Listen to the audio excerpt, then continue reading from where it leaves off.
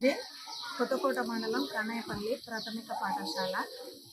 మాకు గత వారం రోజుల నుంచి కురుస్తున్న అతి భారీ వర్షాల వల్ల పాఠశాల భవనం పూర్తిగా శిథిలావస్థకి చెందింది.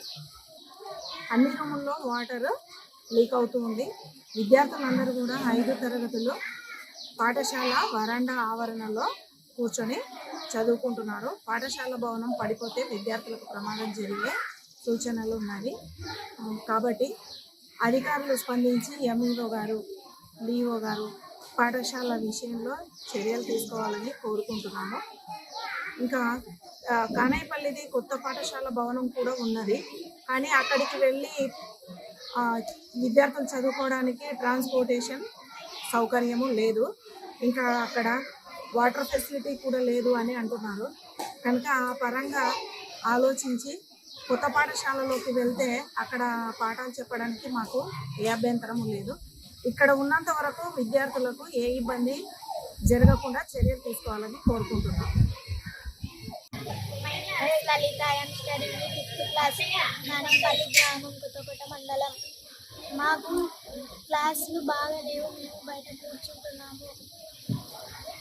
టీచర్లు పాఠాలు చెప్తుంటే డిస్టర్బ్ అవుతుంది. స్కూల్కి రావాలంటే భయపడుతుంది.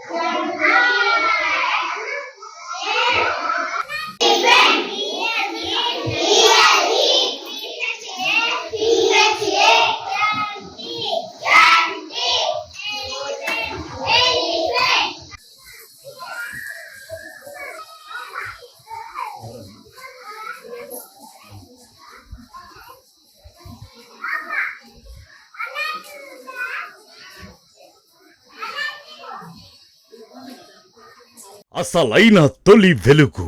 ఫాలో వాట్సాప్ @తొలి వెలుగు official.